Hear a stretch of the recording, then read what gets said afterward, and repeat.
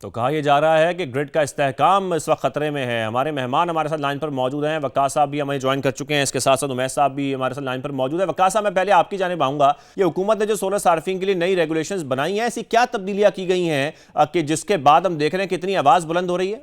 इसमें अगर आप देखें ना, तो जो मेन तब्दीली जो की जा रही है या जो कर रहे हैं वो ये है कि नेट मीटरिंग को नेट बिलिंग से रिप्लेस कर रहे हैं। नेट मीटरिंग में ये होता था कि एक यूनिट से दूसरा यूनिट एडजस्ट हो जाता था, इसलिए इसको नेट मीटरिंग कहते हैं। तो आपने अगर सोलर की प्रोडक्शन की, आपके घर पे सोलर सिस्टम लगा हुआ है, अगर आपने एक दिन में 40 यूनिट प्रोड्यूस हुआ है आपके सोलर सिस्टम से, तो उनमें से लेट से 10 सुबह इस्तेमाल हो गए, तो बाकी 30 आपने अगर ग्रिड को बेचे, तो शाम के टाइम पे जो आप 30 यूनिट्स इस्तेमाल करेंगे उसके अगेंस्ट उसको एडजस्ट करने की इजाज़त थी।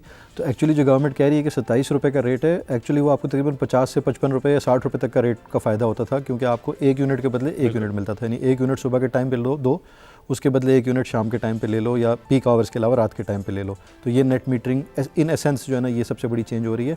उसको ये कन्वर्ट कर रहे हैं नेट बिलिंग में। नेट बिलिंग में वो कह रहे हैं कि यूनिट टू यूनिट एडजस्टमेंट अब नहीं हुआ करेगी। तो अब से ये होगा कि जो सारिफ जो यूनिट बना के आपको बेचेगा, उसके 10 रुपये या 11 रुपये 12 रुपये जो आजकल रेट चल रहा होगा उसके हिसाब से मिलेगा। तो आप अगर देखते हैं कि एक जो हम यूनिट परचेज़ करते हैं किसी भी लेस्को से या किसी भी डिस्को से, आयास्को से, किसी से भी, तो वो हमें 55-60 रुपये का पड़ता है। उसके बदले हमें जो यूनिट देना होगा वो 12 का होगा। तो इफ़ेक्टिवली आपका ये हो गया है कि एक यूनिट ख़रीदने के लिए आपको 5 यूनिट देने पड़ेंगे। तो जो मेन फ़र्क आ रहा है ना, वो ये आ रहा है कि आपके जो सोलर के यूनिट्स हैं उनकी वैल्यू को बिल्कुल गिरा के तकरीबन 10 रुपये के करीब लेके चले गए। ये इस पॉलिसी का सबसे बड़ा जो नुकसान है, या जो इसमें सबसे बड़ी जो अनफेयरनेस है। बिल्कुल, एक यूनिट खरीदने के लिए 5 यूनिट्स देने पड़ेंगे। उमैस साहब, डॉक्टर साहब, मैं आपकी जानिब आऊँगा। ये जो रूल्स में तब्दीलियों की बात हो रही है, फिर इससे एक तो ये होगा कि ज़ाहिर बात है सोलर सार्फिन अपना एक बैकअप तैयार करेंगे, वो बैटरीज़ पे आ जाएंगे, फिर बैटरीज़ की ख़रीदारी बढ़ जाएगी, बैटरी से ख़रीदारी बढ़ेगी, इंपोर्ट्स बढ़ जाएंगी, हमारे ज़र मुबादला पे एक दबाव आएगा। तो हम कैसे कहें कि इससे हमारा जो कौमी ग्रिड है वो मजबूत होगा? आपको नहीं लगता कि वो मज़ीद कमज़ोर होगा? अस्सलाम वालेकुम जी। सबसे पहले तो बेहद शुक्रिया इस अपॉर्चुनिटी के लिए। दूसरा, आपने बिल्कुल बजा फरमाया कि जब ये बिजली महंगी होगी, और हमारे एनालिसिस के मुताबिक इस वक्त जो करंट कंज्यूमर्स हैं उनके बिजली के बिलों में 30 से 40 हज़ार रुपये का फ़र्क आएगा।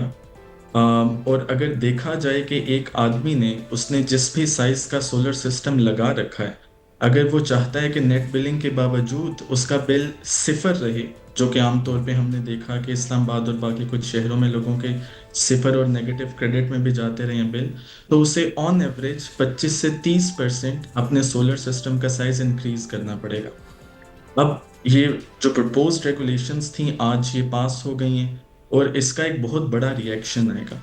लोगों को सस्ती बिजली चाहिए। इससे पहले भी जब 155% इजाफा हुआ था बिजली की कीमत में, तो लोग सोलर टेक्नोलॉजी की तरफ शिफ्ट हुए थे।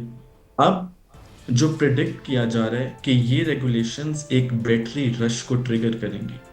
पाकिस्तान में हमने देखा कुछ साल पहले सोलर रश आया था, आगे बैटरी रश आएगा, जो बहुत इनएविटेबल है, और उसके बाद एक ईवी रश देखेंगे हम पाकिस्तान में।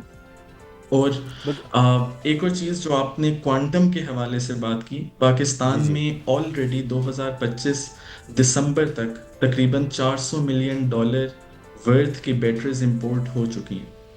वो इंडस्ट्रियल सेक्टर में भी जाएंगी, वो रेजिडेंशियल सेक्टर में भी जाएंगी, और चांसेस आर हाई कि जो रेजिडेंशियल सेक्टर है वो फ़ौरन से बैटरी की तरफ शिफ्ट होगा, क्योंकि इससे वो रात के वक्त बजाय ये कि वो ग्रिड से बिजली लें जिससे उनके बिजली के बिलों में इजाफा होगा, इस तरह से वो बचत कर सकेंगे।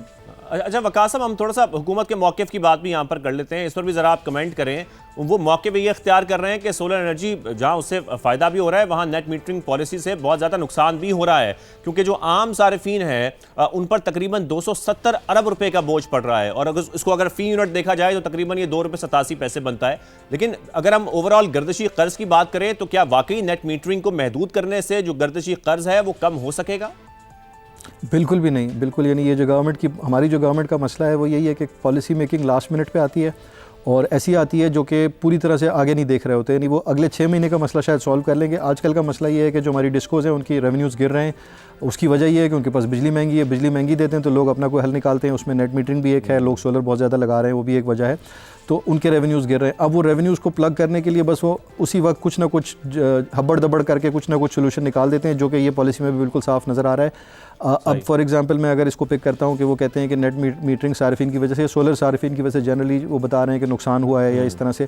अब उस कैलकुलेशन में वो ये नहीं देख रहे कि फॉर एग्जांपल आजकल हमारे ट्रांसफार्मर्स जो जलने के किस्से होते थे दिन के टाइम पे, क्योंकि सूरज जो है वो दिन में होता है और धूप भी दिन में होती है, उस टाइम पे ट्रांसफार्मर्स जलते थे, तो वो जो ट्रांसफार्मर्स नहीं जल रहे या उन जगहों पे जहाँ पे ट्रांसफार्मर्स एक्सपेंड करने की ज़रूरत नहीं पड़ी है, वो जो पैसे बचे हैं, वो जो नेट मीटरिंग का सारिफ है वो बिजली ऑन द स्पॉट उसी वक्त वहीं पे प्रोवाइड करता है, रादर देन कि आप कहीं दूर हवेली बहादुर शाह से या भिक्की से या किसी जगह से जो है वो वहाँ से आप इलेक्ट्रिसिटी को हज़ारों किलोमीटर चला के लेके आ रहे होते हैं, तो उसमें जो लॉसेज होते हैं वो जो आपके बच जाते हैं, उनको अगर आप फैक्टर इन करें तो बहुत सारी एनालिसिस इस तरह बताती हैं कि एक्चुअली तो नेट फ़ायदा ही हुआ है।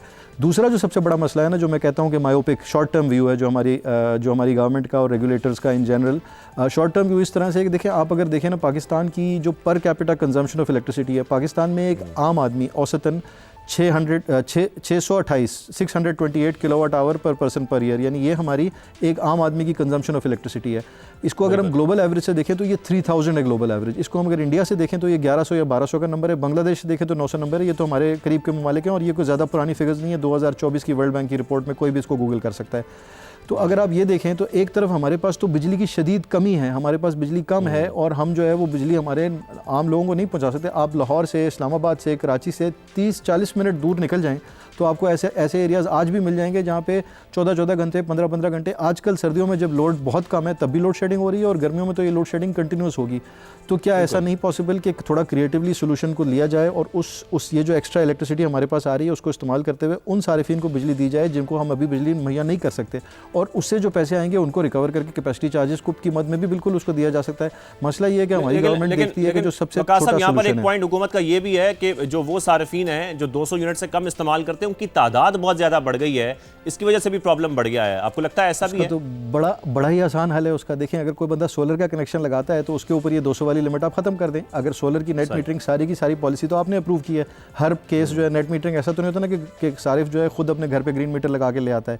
वो एक पॉलिसी है जो चेंज करनी है, और वो जो सब्सिडी वाली पॉलिसी है उसको चेंज करना बनिस्बतन आसान होगा कि अगर एक शख्स ने सोलर लगाया है तो उसको फिर वो 200 वाले स्लैब में ना लेके आएँ, उसके ऊपर सब्सिडाइज बिजली ना करें। असल में मसला यही है कि जो हमारी पॉलिसी मेकिंग जो है ना वो जल्दी में की गई है। अब जैसे फॉर एग्जांपल एक और चीज़ कि वो 10 रुपये का रेट रख दिया है। अब 10 रुपये का जो रेट रख दिया है, हम पिछले 1 साल से उनको कह रहे हैं कि 10 रुपये का रेट आपने क्यों रखा है। वो कहते हैं जी IPPs भी तो 10 रुपये का रेट देते हैं। तो हम उनको बताते हैं कि IPPs को सोलर सारिफ से कंपेयर करना सरासर नाइंसाफ़ी है। देखिए, IPPs का कॉन्ट्रैक्ट 25 साल का होता है, इधर सोलर वाले का 5 साल का है। IPP को सॉवरेन गारंटी मिलती है। मैं ना ये पॉइंट लेके डॉक्टर मैं सब आपकी जाने आता हूँ, फिर क्या जैसे कि वकास साहब फरमा भी रहे हैं, फिर IPP से जो मुआहदे हैं उसमें नजरसानी की जाए, क्योंकि हुकूमत ये तो जानती है कि जो फ्यूल इंपोर्ट है, जाहिर बात है कि उसमें कमी आई, फिर जो डॉलर की बचत हमारी साथ में हुई, फिर साथ में जो लोड शेडिंग का एक बड़ा मसला था वो भी हल हो सका जब लोगों ने इन्वेस्टमेंट शुरू की सोलर के अंदर। तो ये सारी सूरत हाल भी हुकूमत को देखनी चाहिए साथ साथ। जी बिल्कुल, वकास साहब बिल्कुल बजा फरमा रहे थे। और इन IPP से किए गए मुआहदों को ज़रूर इस पे नज़र दोबारा से डालने की ज़रूरत है। ये जो आपने फ्यूल इंपोर्ट की अभी बात की, अगर हम 2022, 23 और 24 के नंबर्स देखें तो हमारे वो प्लांट्स जो इंपोर्टेड कोल पे चलते थे, जो RLNG पे चलते थे, उनका यूटिलाइजेशन रेट 20% से भी नीचे चला गया। यानी कि आसान अल्फाज में वो जितनी कैपेसिटी और जितनी बिजली प्रोड्यूस कर सकते थे उसका उन्होंने सिर्फ 20% किया। उसकी वजह ये थी कि लोग महंगी बिजली ग्रिड से नहीं खरीदना चाहते और लोग सोलर की तरफ डाइवर्ट हुए। हमने देखा कि वो नेट मीटर्ड कनेक्शंस भी थे, लेकिन जो एक बहुत बड़ा रेवोल्यूशन आया वो बिहाइंड द मीटर आया। आपको अब जगह जगह देहात में मुख्तलिफ मोटरें, मुख्तलिफ जगह पे आप देखते हैं कि लोगों ने ये सोलर सिस्टम्स लगा रखे हैं। और एक अच्छी बात ये है, और गवर्नमेंट को इसे अप्रिशिएट करना चाहिए, एक तरफ जहां पूरी दुनिया में पाकिस्तान की वाह हो रही है कि हमने बड़ी जल्दी अपने ये RE टारगेट्स अचीव कर लिए, कि इससे फ्यूल इंपोर्ट्स में उन बिल्स में बहुत ज्यादा कमी आई है। और राय ये कि इस सोलर एडॉप्शन का रास्ता रोकने के गवर्नमेंट को चाहिए कि वो एक विन विन सिचुएशन क्रिएट करे, और इनफैक्ट ये एक रेगुलेटर की रिस्पॉन्सिबिलिटी है। और उसके बहुत सारे तरीके हैं। आप पीयर टू पीयर ट्रेडिंग का रास्ता खोल सकते हैं, आप वर्चुअल पावर प्लांट्स का रास्ता खोल सकते हैं, आप बैटरी एनर्जी स्टोरेज सिस्टम्स को इस इन रेगुलेशंस में इनकॉर्पोरेट कर सकते हैं। तो कसूर इन सोलर सार्फिन का नहीं है। इन सोलर सार्फिन को अब टेबल पे एज अ स्टेक होल्डर आपको एक्सेप्ट करना होगा और सही, उन्हें एक एफिशिएंट तरीके से प्लानिंग प्रोसेस में इनकॉर्पोरेट करना होगा। इनकॉर्पोरेट करना होगा। ज़ाहिर है हुकूमत एक तरफ ग्रीन पॉलिसी की बात भी करती है। वकास साहब, फिर इस सारी सूरत हाल में हम क्या कहें कि आइडियल सिचुएशन इस वक्त क्या है? हुकूमत को क्या करना चाहिए कि जो सोलर सार्फिन है वो भी मुतासर ना हो और जो साथ में पावर डिवीजन है उस पर भी एक बोझ ना पड़े? देखिए, इसमें जो सबसे इंपॉर्टेंट चीज़ है ना, थोड़ा सा अपने आप को वाइडली देखना है, यानी वो कहते हैं ना, थिंक आउटसाइड द बॉक्स। बहुत सारे ऐसे सॉल्यूशंस हैं जो कि हमने बड़ी दफ़ा उनको पॉइंट आउट किया है। उसके ऊपर अगर आप डॉक्टर मैस हैं, इस तरह के बहुत सारे और क्वालिफाइड इंडिविजुअल्स हैं, वर्ल्ड बैंक, इसके अलावा इंटरनेशनल एग्जाम्पल्स हैं जिसमें आप देख सकते हैं। देखें, क्योंकि अभी जो ये मसला सॉल्व कर रहे हैं ना, ये 2 साल बाद मसला फिर खड़ा होगा।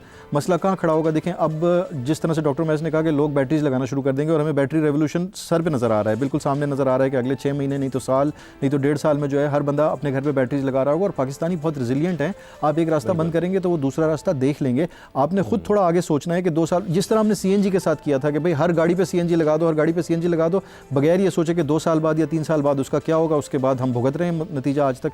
इसी तरह जब हमने पावर प्लांट्स भी लगाए थे तब भी हमने सोचे समझे बगैर बहुत सारे पावर प्लांट्स लगा दिए थे, अब उसका भी हम नतीजा भुगत रहे हैं।